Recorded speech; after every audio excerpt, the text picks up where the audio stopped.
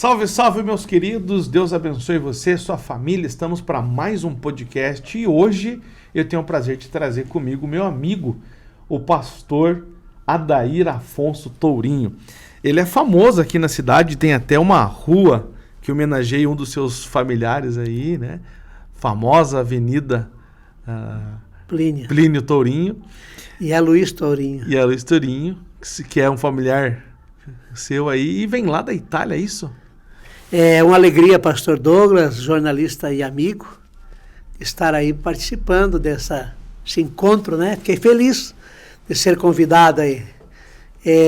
Falando da família Tourinho, Douglas, eu estive lá em Portugal, onde começa... Onde é Portugal, né? Onde é o Marco Zero, né? Onde surgiu, a família Tourinho surgiu por causa de uma ponte. O Pedro de Campos construiu uma ponte para ajudar os romeiros que vinham para a Romaria, eles tinham que dar uma volta por causa do rio, e o Pedro de Campos, então, construiu uma ponte na propriedade dele para facilitar os romeiros, e colocou o nome da ponte Tourim, que aí eu não descobri por que Tourim.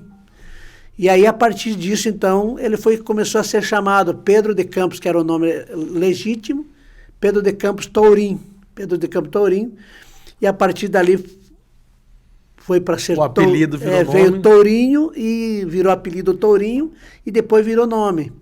E ele mesmo, né, o Pedro de Campos, com o passar dos anos, por ele ter uma empresa de alguns navios que levavam tecidos para a Europa, distribuíam na Europa, ele foi convidado por D. João VI para vir para o Brasil, a serviço do Brasil, do D. João VI, para ser capitão hereditário e colocar os seus navios, porque na história diz que houve uma preocupação de que ele acabasse entregando os seus navios para os inimigos da corte para servir também de navios de guerra. Então, para usar uma estratégia, vamos convidar o Pedro de Campos para vir para o Brasil, que ele não trabalha contra nós e vai ser a nosso favor, e foi o que aconteceu. Ele veio para Porto Seguro, fundou Porto Seguro na Bahia, então Porto Seguro é fundado pela família Tourinho. A parte histórica de Porto Seguro tem o busto dele lá na praça da parte histórica, eu estive lá conhecendo também. Então ele fundou Porto Seguro, ele fundou mais uma cidadezinha ali próxima a Porto Seguro na Bahia, e veio ser capitão hereditário no Brasil. Por isso que a família se espalhou, por exemplo, tem uma comunidade de uma família Tourinho no lugar, no outro extremo do estado, no outro extremo do Brasil. É bem raro, mas existem, né? Então, eu acabei conhecendo. E o Plínio Tourinho, que é o general Plínio Tourinho, que leva o nome da Avenida de Rio Negro, ele faz parte dessa mesma genealogia. É uma família só. Nós estamos na 44ª geração. E eu cheguei a conhecer o neto dele ainda em vida, né? O neto do Plínio Tourinho eu conheci em vida, né? A família dele eu conheci no encontro que a família Tourinho teve em Curitiba. Lá estava a família do Plínio, lá estava a família do Luiz Carlos Tourinho também. A gente acabou conhecendo. Do patriarca, você chega a ser o quê? Neto, ou nem já não? 44ª geração, agora não sei, né? Porque nós tivemos no encontro da família Tourinho lá em Viana do Castelo, Portugal, norte do Portugal, que é onde está localizado a fazenda dele, que tem essa ponte. Nós tivemos lá. Chegou a conhecer a ponte? Fui na ponte, tivemos lá. E fomos convidados pelo Departamento de Turismo da cidade de Viana do Castelo para a comemoração dos 470 anos. E chegando lá em Viana do Castelo, norte de Portugal, encontramos uma praça com o busto dele, a rua do Tourinho. Se hospedamos no hotel que era a antiga casa do sogro, né? Que agora é um hotel, uma hospedaria, né? É um lugar de hospedaria lá, né? Uma pousada, e tivemos lá. E daí, então, o mesmo busto que está lá em Viana do Castelo, norte de Portugal, está também aqui na cidade histórica de de Porto Seguro, onde ele fundou ali. E deve ser legal, né? Olhar para a história e ver assim que a tua história está representada lá na fundação. Eu fui em busca, país, né? pastor Douglas, porque assim, ó, quem eu sou?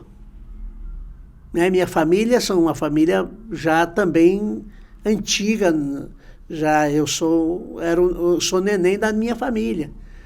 Então, quando eu cheguei com os meus 23 anos, eu comecei a me perguntar, por que Tourinho? Por que esse sobrenome, né? Mas isso já era moço, já. E daí, no ano de 2003, quando eu estava fazendo jornalismo, né, na UNEC em Concórdia, o nosso coordenador do curso de jornalismo online, naquela época estava iniciando online, né? Ele disse assim para mim, a primeira coisa que nós vamos fazer no laboratório é uma pesquisa usando a internet, que era uma coisa nova também. Vamos pesquisar, e ele deu um estalo e ele disse assim, pesquisa sobre vocês, para ver se tem alguma coisa. No laboratório foi uma matéria assim, jogada, e aquilo para mim foi o pontapé, porque daí, chegou a minha vez de pesquisar quem eu sou. Daí no laboratório da UNEC em Concórdia, a gente pesquisou sobre a família, e eu descobri que o jornalista Cláudio Tourinho de Brasília, ele tinha um site em homenagem ao pai. O Cláudio Tourinho Brasília é um jornalista também tem nome no Brasil, e ele fez um site naquela época, em 2003, já estava no ar o site, em homenagem ao pai. Aí aquele site me deu direção, e daí eu entrei em contato com ele. E disse para ele, você está em Brasília, Tourinho, eu estou aqui no Sul, Tourinho, não conheço mais ninguém, não sei quem nós somos. Ele disse assim, não, tu está enganado, seu Adair. Primo, tu está enganado. A Bahia é cheia de Tourinho, Pernambuco, vários estados. E ele disse, a minha família é muito grande de Tourinho. E aí entrou então uma comunicação. E aí, dessa conversa com o Cláudio, surgiu de começar a realizar os encontros da família Tourinho no Brasil. E daí, então, a gente começou com esse encontro. O primeiro encontro foi em Porto Seguro, na Bahia, no aniversário lá da família Tourinho, da implantação, da chegada para ser capitão hereditário, né? Aí foi a implantação, o Departamento de Turismo da Bahia fez uma cerimônia muito bonita.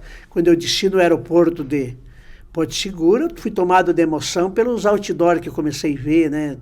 Bem-vindo, família Tourinho e tal. Aí peguei o táxi do aeroporto até lá no hotel que ia ficar hospedado, vários outdoor. Puxa, eu até pouquinhos dias eu era sozinho, agora achei o Cláudio em Brasília, agora estou no encontro. E esse encontro já veio gente da França, já veio pessoas da Europa, de vários países da Europa, da América vieram. Argentina, veio um grupo de Salta na Argentina, lá é a irmã do Pedro de Campos que foi para lá e manteve o sobrenome dela, não sei como, se pode, mas... E lá ficou Tourinho, então veio uma família... Veio um aviãozinho fretado de Salta na Argentina para Porto Seguro no primeiro encontro. Foi fantástico, deu 100 e poucas pessoas, que era para ser meia dúzia, deu 100 e poucas pessoas no encontro em Porto Seguro. Esse foi o primeiro. E a partir dali, então, a cada 2 anos tem encontro, como teve em Curitiba, onde eu encontrei a família do General Plínio, do Luiz Tourinho, né? E a gente conseguiu conversar, e daí hoje temos uma amizade muito forte. A gente conversa a nível de Brasil, fora de Brasil, família muito grande. Muito bacana.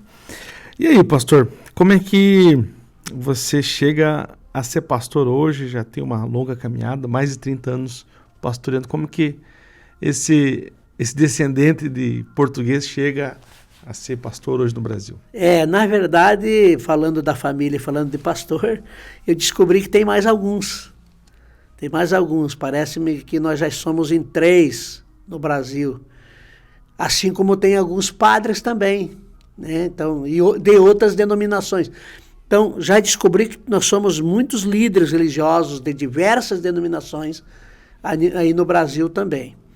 E a gente como minha mãe foi para... se converteu ao Evangelho, eu tinha 4 anos de idade. Então eu fui criado no Evangelho, né? E aí tive, desde os 6 anos de idade, tive esse desejo, esse sentimento vocacional para ser um pastor, né? E a gente foi estudando, foi se organizando, e com 24 anos para 25, então já assumimos a primeira igreja, que hoje já se passaram 37 anos de ministério, vamos para 38 agora. E aí chegou em Rio Negro. Rio Negro, a gente tem uma história muito bonita em Rio Negro. A gente é apaixonado por Rio Negro. Mas como começou esse amor? Esse amor começou em 91, quando eu cheguei em Mafra. Trabalhei na Assembleia de Deus em Mafra, 91, 92 e início de 93. Naquela época, a Mafra também atendia Rio Negro, né? Então eu circulava por Rio Negro, interior de Rio Negro, em 91, 92 e início de 93, e a gente começou a gostar, não só de Rio Negro, como Mafra também. E aqui fomos embora em 93 e nunca mais esquecemos da região. Foi justamente em 92 que a gente fez esses 2 monumentos à Bíblia, né? O monumento à Bíblia que tem em Mafra, o monumento à Bíblia que tem aqui, em Rio Negro. E a gente foi embora, mas não esqueceu mais da cidade. O monumento da Bíblia em Rio Negro, na Praça João Pessoa, e o de Mafra... Lá no Alto de Mafra, lá na Praça de Alto de Mafra. Lá nós, em 92, nos colocamos bem do lado da calçada, né? Do pedestre, né? E aí a gente foi embora, mas a gente retornou. Mas não foi pedido nosso. Eu, como sou pastor, eu falo que nós não trabalhamos com coincidência. Nós trabalhamos com cristocidência. E dentro dessa cristocidência, 15 anos se passaram, eu fui transferido para Rio Negro. Agora não mais a Mafra, mas em Rio Negro, que Rio Negro se tornou uma igreja matriz. Eu vim atender aí, vim pastorear aí. Chegamos no meu aniversário de 2008, chegamos no meu aniversário em agosto de 2008, e ficamos 10 anos e meio pastoreando aqui em Rio Negro, envolvido com os rionegrenses, onde nos apaixonamos pela localização, pela cidade, pelo povo. E agora, quando houve a oportunidade de escolher uma cidade para morar, vamos voltar para Rio Negro. Bebeu da água de Rio Negro e aqui ficou. Que legal. Pastor, e o monumento da Bíblia, como é que foi assim? Vamos fazer o monumento. Rapaz, eu acho que tem uma chamada para isso aí. Porque no meu ministério de 37 anos que eu pastoreei a igreja, que agora não estou mais pastoreando, mas tenho pessoas para pastorear. A cidade que passei, né? Eu tive esse desejo de homenagear a Bíblia. Que a Bíblia, ela não tem igreja que é dona. Uhum. Não existe denominação que diga a Bíblia é minha. É de todo mundo. A Bíblia é de quem quiser. A Bíblia é de quem achar que deve ler. Alguns leem a Bíblia até como um livro histórico. Mas tem Bíblia. E outros, nós já temos a Bíblia como uma palavra de Deus. E aí, quando eu era menino, eu já lia as revistas da Sociedade Bíblica do Brasil desde a minha adolescência. E eles sempre tinha lá, olha, a cidade tal homenageou a Bíblia como monumento, a cidade tal. Eu fui crescendo com essa mentalidade. Quando chegou meu período de ser pastor também, eu não perdi oportunidade. Por exemplo, eu assumi a cidade de Quilombo em 21 de dezembro de 86. 21 de dezembro de 1986. Assumi a cidade de Quilombo. Quando foi dezembro de 87, um ano depois que eu cheguei, eu inaugurei o primeiro monumento à Bíblia no centro de Quilombo. A gente fez uma amizade com os vereadores, com o prefeito, e eu levei para a Câmara um projeto, não só, Douglas, do monumento, mas pedindo ao prefeito que assinasse um decreto-lei considerado dia festivo do município, o dia da Bíblia, segundo domingo de dezembro, que é o que tem em Rio Negro, que é o que tem em Mafra também. Tem um decreto-lei comemorando o dia festivo da Bíblia. Aí eu inaugurei em Quilombo, em 87, para ser feitos as homenagens todo ano, em dezembro, próximo ao monumento, unindo todas as igrejas e tal. Aí depois fui transferido para Piratuba. Chegando em Piratuba, eu conheci as águas termais de Piratuba. Como lá a prefeitura, o prefeito também era o presidente das águas termais na época, isso foi em 1988, o que eu fiz? Entramos em conversa, fiz amizade com o prefeito, fiz amizade com os vereadores, expus na Câmara também a mesma coisa que já tinha feito há 2 anos atrás em Quilombo, e eles aprovaram e nós inauguramos nas águas termais de Piratuba, inauguramos o monumento à Bíblia dentro das águas termais. Hoje não está lá mais porque eles acabaram tendo que tirar para construir mudou muito, né? E ela ficou, parece, se não me foge a memória, foi privado, né? Passou a ser privativo. Então não existe mais. Mas eu tenho a lei do município de Piratuba também. Os anos se passam. Isso foi lá em Piratuba em 88. Quilombo em 87. Piratuba em 89. 91 chego aqui. Em 92 eu tenho esse pensamento. Na época, saudoso, aqui em Rio Negro, José Milha. Do outro lado era o prefeito, não me lembro agora, fugiu da memória. Apresentei para os dois. Eles acharam uma ideia boa porque ia unir todas as igrejas, né? Independente de denominação, independente de placa. Me fizeram essa proposta, se eu prometo, prometo. Que vai unir todas as denominações, prometo. E fiz. Aí circulamos em todos, conversamos e fizemos a inauguração do monumento aqui em Rio Negro, em Mafra no domingo de manhã, lotamos a praça, foi muito lindo a concentração, e às 14h fizemos aqui em Rio Negro, foi muito linda a concentração também. E depois daqui, que eu fui embora, passei por outras cidades, eu acabei fazendo também o monumento à Bíblia em Irani, onde ganhamos a Praça da Bíblia. Lá não é só o monumento, lá a prefeitura e os vereadores aprovaram um triângulo de terra que estava sobrando, tinha um triângulo de terra sobrando lá, eles acabaram aproveitando aquele triângulo de terra, transformaram numa praça, chamada Praça da Bíblia, e fizemos o monumento, ficou o monumento de Praça da Bíblia lá em Irani, ainda está lá até hoje. Então, em 37 anos eu inaugurei 5. Que bênção. E aí fica até legal, né? Fica um triângulo, uma trindade ali. Ficou lindo, muito bom. Pastor, agora você foi pastor, né? Titular de uma das maiores igrejas evangélicas a maior igreja evangélica do Brasil, a Igreja Assembleia de Deus. Uma igreja que passou por muitas transformações, né? Eu lembro de uma época que ser da Assembleia de Deus era...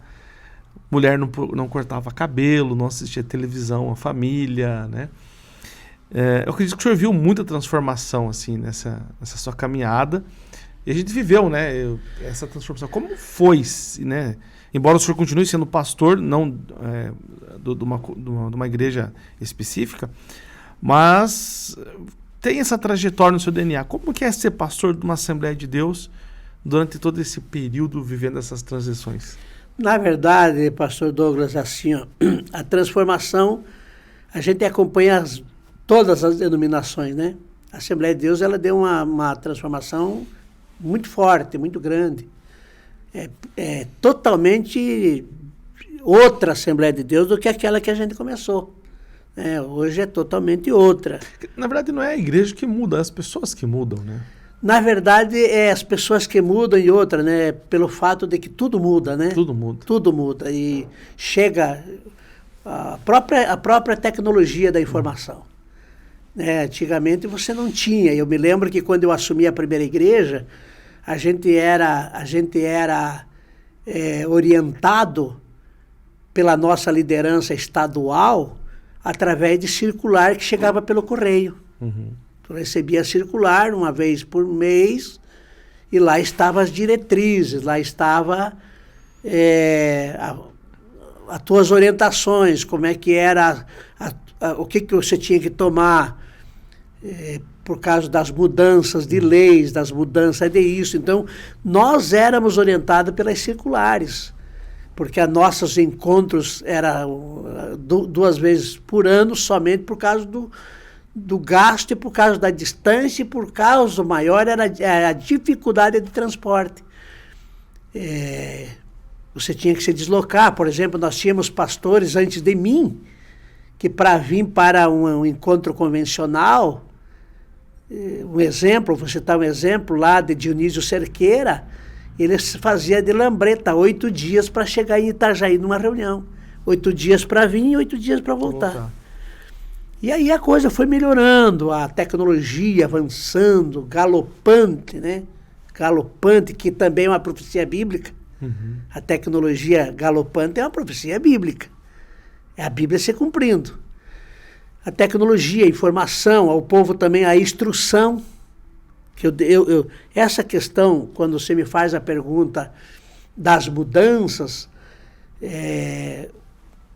eu levo também muito mais para a instrução, porque aí a pessoa foi sendo instruído mais. Eu me lembro quando começou a entrar as faculdades de teologia, não existia. Por exemplo, para fazer a faculdade de teologia, eu me deslocava de Piratuba, com Corcelzinho 1 emprestado, para vir ficar a semana em Joinville.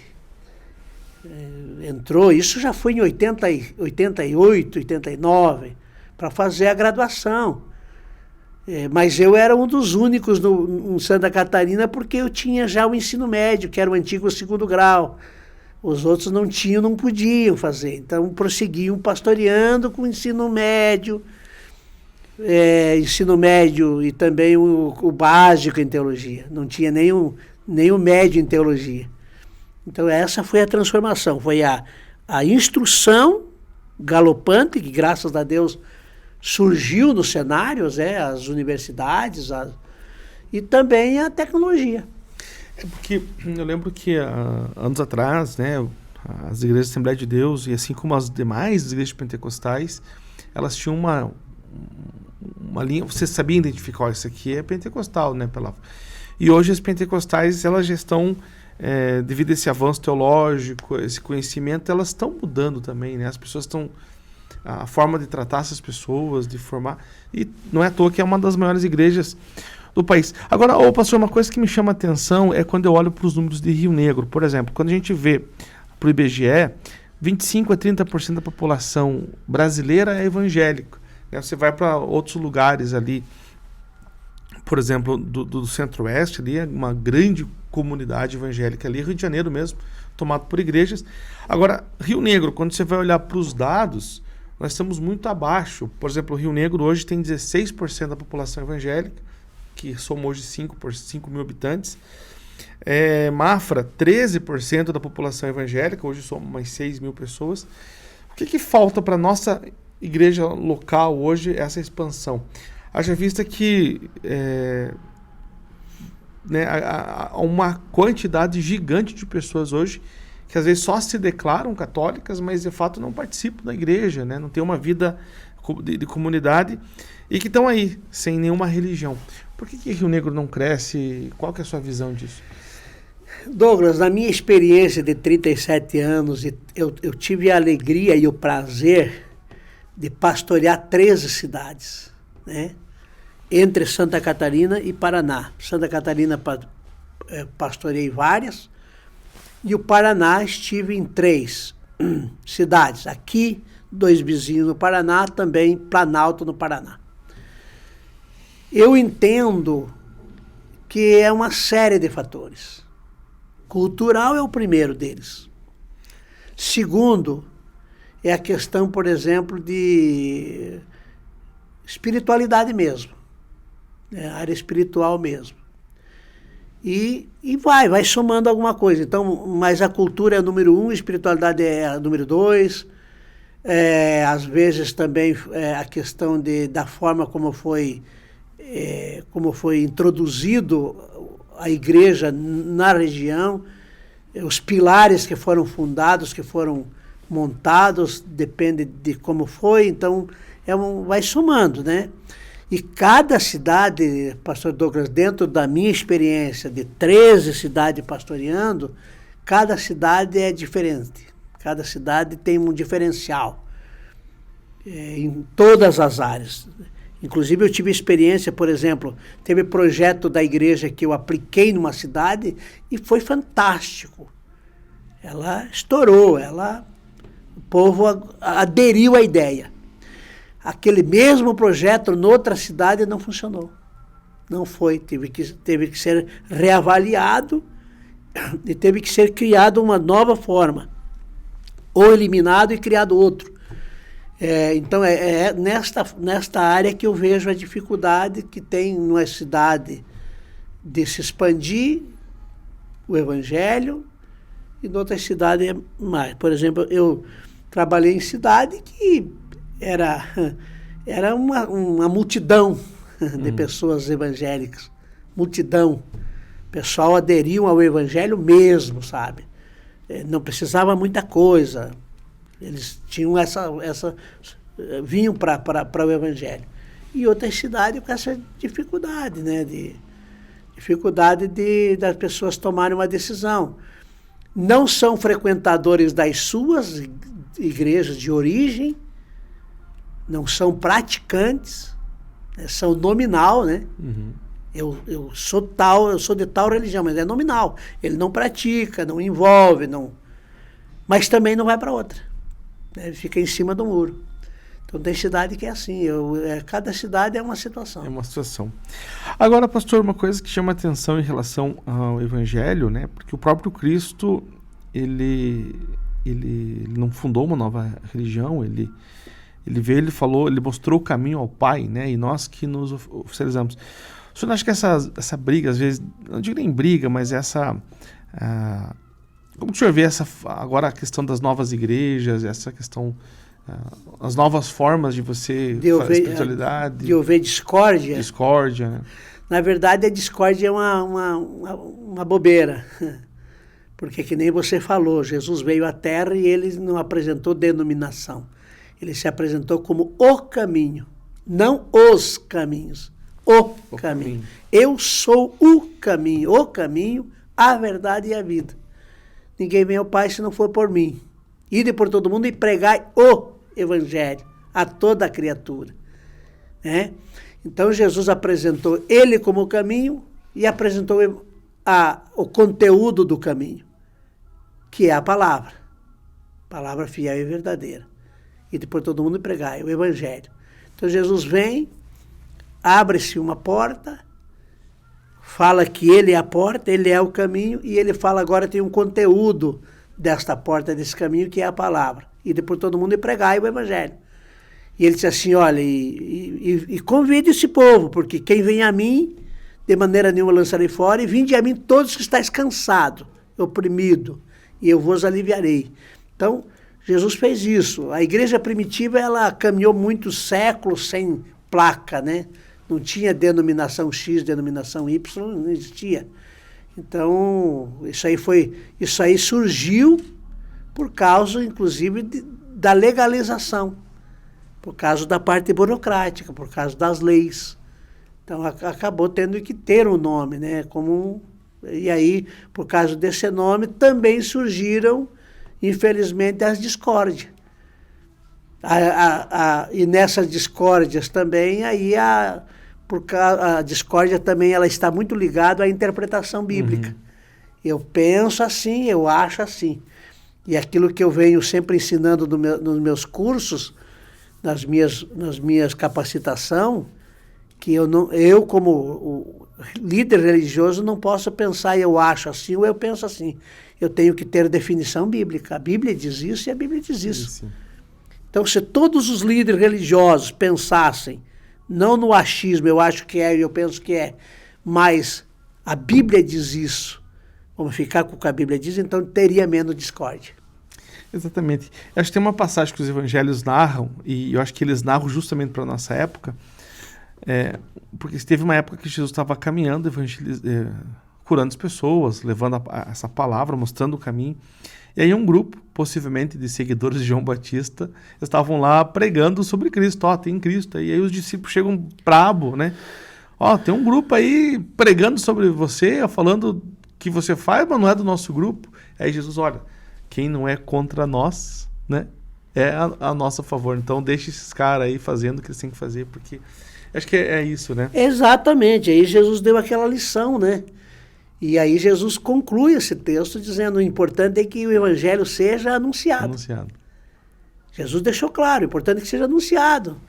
E eu fico feliz, eu fico muito contente quando eu vejo que surge nova denominação.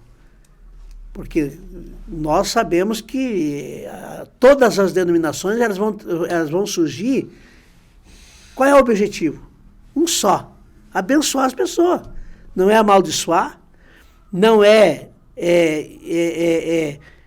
incentivar para o erro, não é incentivar para as coisas que venham a trazer problema familiar e etc. Muito pelo contrário. Todas as que surgem, quando surge, ela tem um objetivo principal, que vai abençoar alguém de uma forma ou de outra, vai recuperar alguém, vai transformar a vida de alguém, vai socorrer uma casa, socorrer uma família, socorrer um casamento, socorrer uma pessoa que, quem sabe, está envolvido com drogas, com o álcool, com a prostituição, com a jogatina.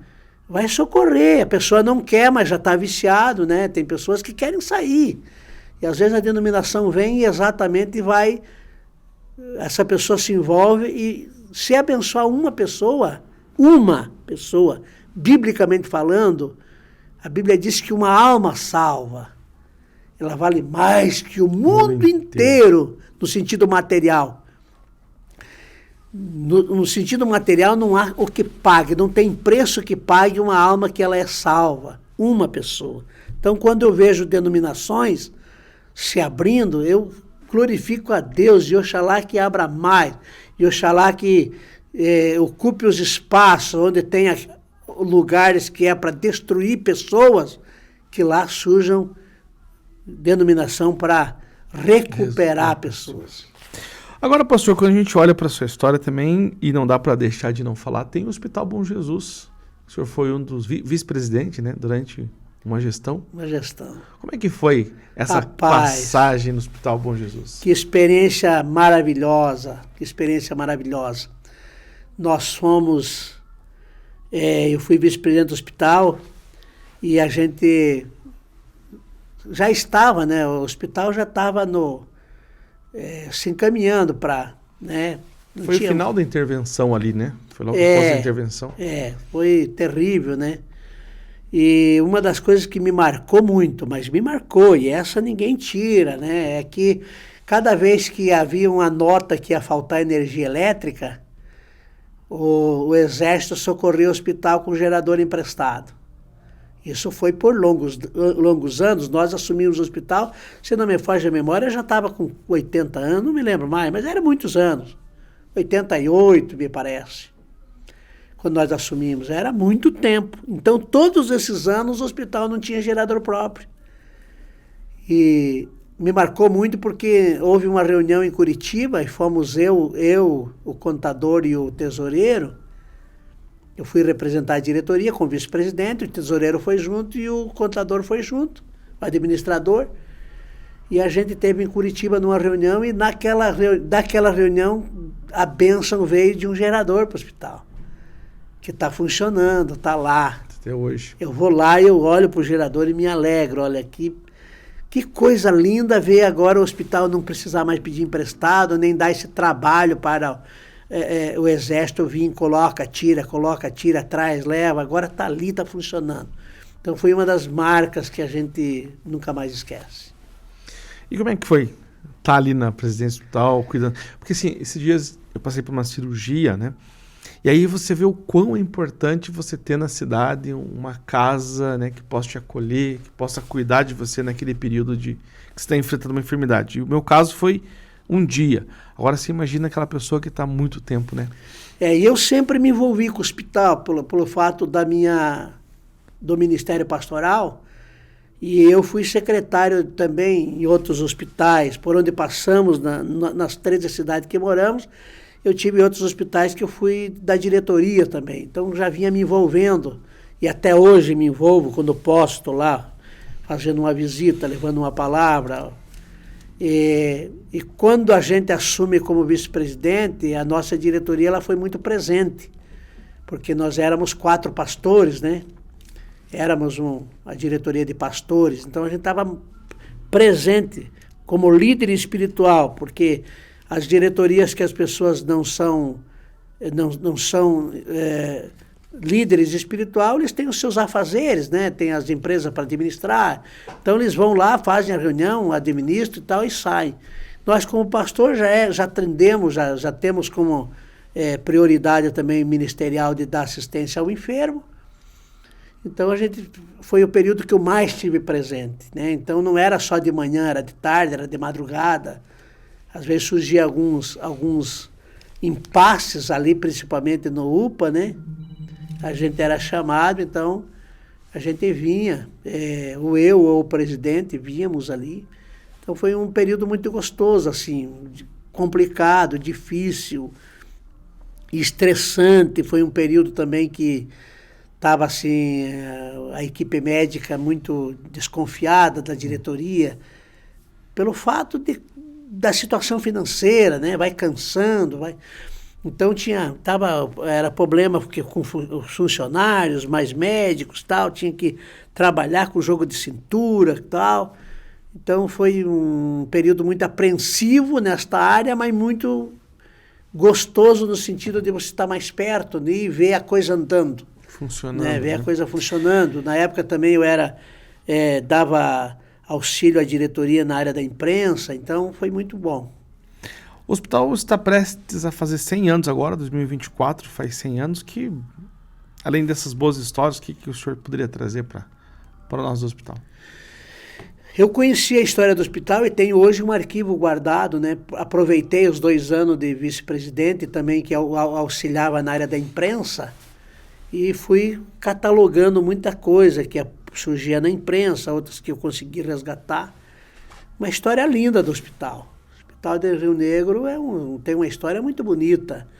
Uma história, desde os seus fundadores, uma história de luta, uma história de garra. Não é fácil, mas foram conseguindo, com dificuldade, com batalha. Quem passou, as diretorias que passaram, todas as diretorias tiveram um preço muito caro a pagar. Desde o presidente até o pessoal que estava ligado em qualquer atividade, em qualquer cargo. Então é uma história linda. Eu acho que o hospital, nesses 100 anos, tem que comemorar e comemorar muito. Eu acho que Rio Negro, a população de Rio Negro, precisa comemorar e comemorar muito, porque é uma história muito bonita, né? E outra, quando você olha, esses tempos atrás encontrei alguém lá no litoral. O senhor veio de Rio Negro? Hein? Pois é, eu nasci naquela maternidade. Eu fiz o meu certidão de nascimento lá. Nunca morou, saiu criança daqui. Então, hoje, Rio Negro soltou gente para o mundo inteiro, né? Não só através do hospital, através de outros segmentos também, mas precisa comemorar e comemorar bem, comemorar muito.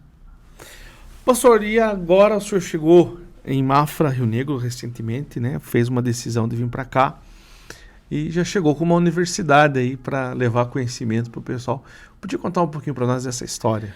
Olha, pastor Douglas, é assim, ó. Eu ainda teria tempo, fisicamente, eu teria tempo para continuar pastoreando a igreja, né? Pastorei 37 anos e poderia prosseguir pastoreando mais. Mas eu quis aproveitar um pouquinho da minha saúde, que graças a Deus está em dia.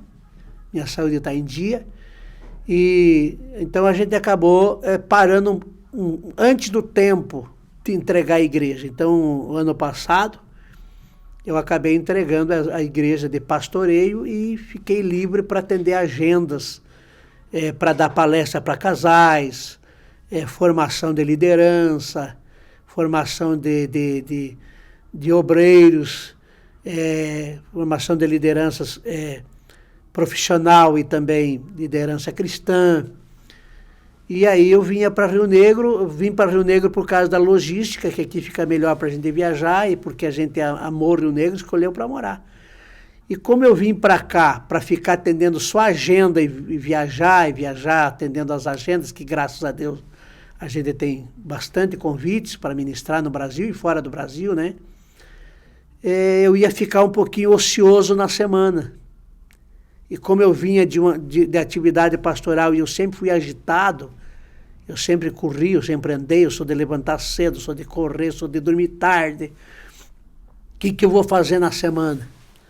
Aí me veio a ideia, vou abrir uma escola de teologia, e vou oferecer cursos teológicos e curso de liderança, curso de capacitação, diversas áreas. E aí foi meu princípio era essa ideia, que foi onde a gente criou aí, né? Está com a sala alugada, funcionando, temos as aulas nas segundas-feiras ainda do básico em teologia, está funcionando, já é o 2º ano. Agradecendo você por nos emprestar a sala para iniciar as aulas. Mas também era muito pouco, né? É muito pouco, porque aí minhas aulas é segunda à noite, eu tenho o pensamento do médio na terça, do avançado na quarta, mas é início. Ainda precisamos, já estamos matrícula aberta, mas precisamos, para o ano que vem, talvez tenhamos as turmas. E aí surgiu essa ideia, então, vou trabalhar com cursos seculares também. E quando deu essa oportunidade, a UNCV, que é a Universidade Cidade Verde, com sede em Maringá, hoje conta com mais de 60 mil alunos, tem em torno de 700 unidades espalhadas pelo Brasil, continente europeu, na Europa, na América, no Japão. Aí surgiu essa ideia que a nossa região não tinha polo universitário da UNCV. Tem os outros polos universitários, tem as outras universidades, mas não tinha dessa. Então a gente correu atrás e a gente conseguiu então trazer para Rio Negro. E hoje estamos aí com os cursos online, né? Todos eles online, não temos presencial na área secular, mas estamos aí oferecendo graduação, pós-graduação, segunda graduação, extensão. Agora tem um outro projeto que para mim é novidade, talvez já existia, mas eu não fiquei sabendo só agora, que é o R2, que é a formação pedagógica, que é uma formação rápida para professores, né? Formação rápida para professores. Tem uma graduação, quer ser professor em alguma área, hoje tu tem um curso rápido chamado de R2. Então nós oferecemos também, estamos aí com praticamente quase 600 cursos à disposição do povão aí. Eu estou de olho em alguns cursos de pós-graduação ali. Pós-graduação temos muitos em todas as áreas. A área de engenharia são 14 pós-graduação, a área de direito são muitas, e temos muitos. Pastor Adair, foi um prazer tê-lo comigo aqui, esse bate-papo. Agradecer de coração a sua vinda e deixar aí os microfones abertos para suas considerações. Olha, pastor Douglas, jornalista, né? Eu sou observador da tua caminhada. Sou observador da tua caminhada, te conheci. Eu creio que logo que cheguei em Rio Negro pela segunda vez, em Mafra, Rio Negro pela segunda vez, 2008, acho que é 2008, eu já te conheci. Uhum. Fiz algumas entrevistas que você ia fazer com a panilhazinha na mão, tudo escrito à mão, né? Para o outro jornal antigo que tinha. E a gente viu você, vou usar uma expressão não muito usada, mas só para ilustrar, né? Não sei, como se você surgisse das cinzas. O Douglas surge das cinzas, para quem viu, acompanhou e tem acompanhado os teus passos. E eu me emociono. Cada vez que eu falo da tua história, eu me emociono. Me emociono muito porque eu vi de onde você saiu, eu sei quem você era, eu te atendi diversas vezes no meu gabinete pastoral. Então, eu sou muito feliz e cada vez que você me convida para uma entrevista, para qualquer coisa dentro da tua instituição, eu fico feliz, eu quero contribuir, eu quero cooperar, eu não digo não, né? Então, eu quero agradecer de coração esse encontro que a gente teve e encerrar dizendo que nós estamos com o escritório aqui na mesma rua, 100 metros de distância, na rua Nicolau Bley, Neto, número 100. E estamos ali com o Polo Universitário da UNICV, Universidade de Cidade Verde, e estamos com o Centro Educacional AMAI, oferecendo os cursos na área de teologia, básico, médio e avançado, curso de liderança, curso de capacitação pastoral, capelania, juiz de paz eclesiásticos e gestão de liderança. Estamos aí, à disposição do povo, atendendo os pastores interdenominacional agora, né?